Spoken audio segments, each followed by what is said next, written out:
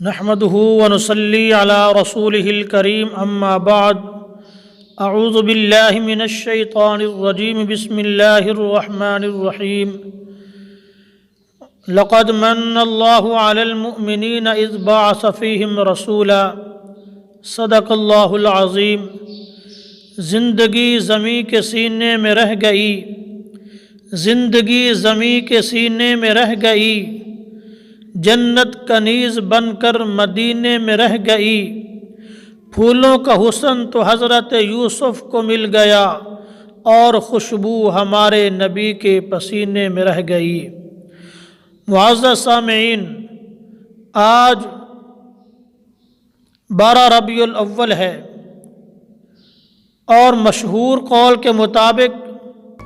ہمارے آقا صلی اللہ علیہ وآلہ وسلم کی پیدائش 9 ربیع الاول کو ہے، اور ایک قول کے مطابق 12 ربیع الاول کو ہے۔ تو ہم نے دیکھنا یہ ہے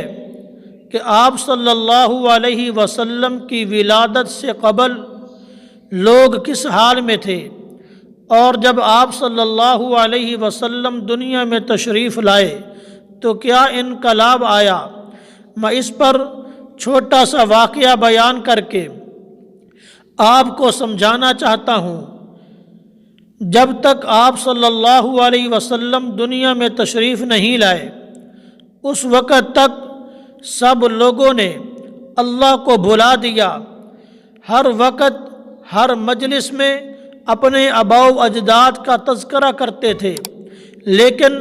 اللہ رب العزت کا نام تک نہیں لیتے تھے، حتیٰ کہ حج جیسی عظیم عبادت کرتے تو حج جیسی عظیم عبادت کے اندر بھی بجائے اللہ کا ذکر کرنے کے، بجائے اللہ کا نام لینے کے،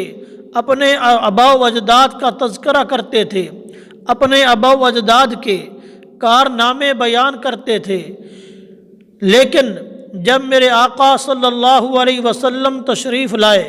تو پھر اتنا عظیم انقلاب آیا کہ اب وہ لوگ جنہوں نے کبھی اللہ کا نام نہیں لیا تھا،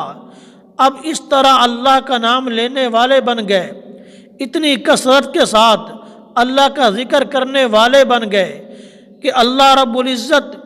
ان کی اس حالت کا نقشہ کھینچتے ہوئے یوں فرماتے ہیں: رجال لا تلہیہم تجارت ولا بیع عن ذکر اللہ، کہ اب میرے پیغمبر نے ایسی تربیت کی، ایسا انقلاب برپا کیا کہ یہ لوگ اب تجارت کے اندر مصروف ہیں، کاروبار کے اندر مصروف ہیں، تو یہ تجارت، یہ کاروبار، یہ خرید و فروخت صحابہ کو اللہ کا ذکر کرنے سے غافل نہیں کر سکتی۔ یعنی یہ تجارت کر رہے ہیں تب بھی یہ اللہ کے ذکر میں مصروف ہیں۔ دوسرے مقام پر اللہ رب العزت یوں ارشاد فرماتے ہیں: الذین یذکرون اللہ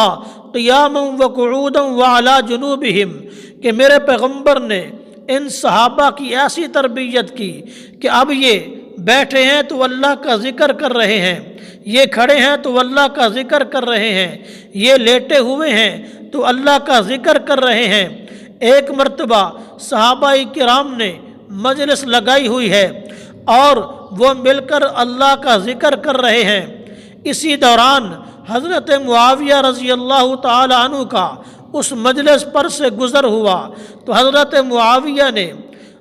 اہل مجلس سے پوچھا کہ تم یہاں کس غرض کو لے کر کے بیٹھے ہو؟ اہل مجلس نے کہا کہ ہم صرف اور صرف اللہ کا ذکر کر رہے ہیں، اللہ کے ذکر میں مصروف ہیں۔ تو حضرت معاویہ نے فرمایا: تمہیں خوشخبری ہو کہ تم فرش پہ بیٹھ کر